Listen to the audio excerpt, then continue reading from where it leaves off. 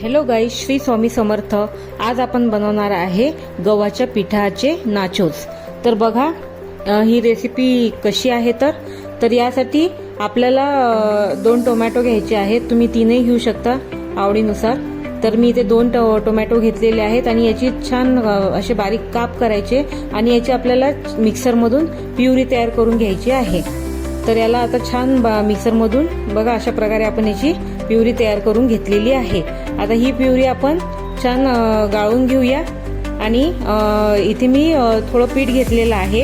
आता हे पीठ आपल्याला कसं घ्यायचं आहे, तर आपल्या 2 टोमॅटोच्या प्युरीमध्ये जेवढं पीठ मावेल म्हणजे जेवढ्यात भिजवल्या जाईल तेवढं आपल्याला घ्यायचं आहे। तर याच्यामध्ये मी आता मसाले ऍड करत आहे।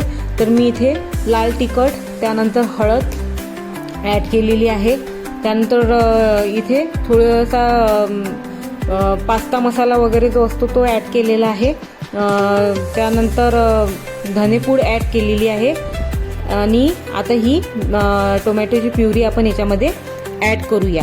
तर बघा ही आता छान आपण मिक्स करून घेऊया। जशी आपण पोळीची कणिक मळतो तशा प्रकारे हे मळून घ्यायचं आहे, पण थोडंसं घट्टसं मळायचं आहे।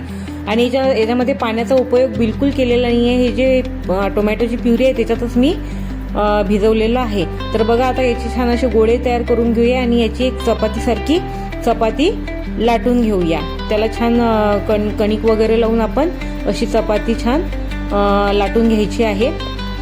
आणि लाटताना ही समप्रमाणात आणि थोडी पातळ लाटायची, जास्त जाड लाटायची नाही। आणि त्यानंतर त्याला असे आपल्याजवळ जो काट्यांचा चम्मच राहतो त्यांनी असे छान होल करून घ्यायचे आहेत आणि त्याच्या आता आपल्याला अशा चकत्या पाडायच्या आहेत। तुम्ही त्रिकोणी, शंकरपाड्याच्या आकाराच्या तुम्हाला हव्या त्या आकारात तुम्ही पाळू शकता। तर बघा अशा प्रकारे मी याच्या छान चकत्या पाळून घेतलेल्या आहे आणि याला होल पाडणं खूप आवश्यक आहे। नंतर ती जी चकती आहे ती फुगेल आणि फुगली तर ही कुरकुरीत होणार नाही, ती नरम पडेल। तर बघा आता तेल छान तापवून घ्यायचं आहे आपल्याला आणि नंतर फ्लेम मीडियम टू लो याच्यावर आपल्याला हे तळून घ्यायचे आहे। तळल्यानंतर बघा आपल्याला छान याच्यावर पेरी पेरी मसाला असेल किंवा चाट मसाला असेल अशा प्रकारचे मसाले आपल्याला ऍड करायचे आणि हे छान याच्यामध्ये मिक्स करून घ्यायचे आहे।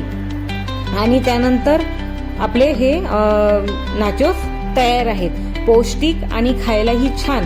आजची रेसिपी तुम्हाला कशी वाटली नक्की कळवा। आपल्या चॅनलला लाईक आणि सबस्क्राईब करायला विसरू नका आणि बेल आयकॉनवर नक्की क्लिक करा, जेणेकरून तुम्हाला माझ्या नवीन व्हिडिओची अपडेट मिळत राहील। तोपर्यंत पुन्हा भेटूया आपण नवीन व्हिडिओ सोबत, नवीन रेसिपी सोबत।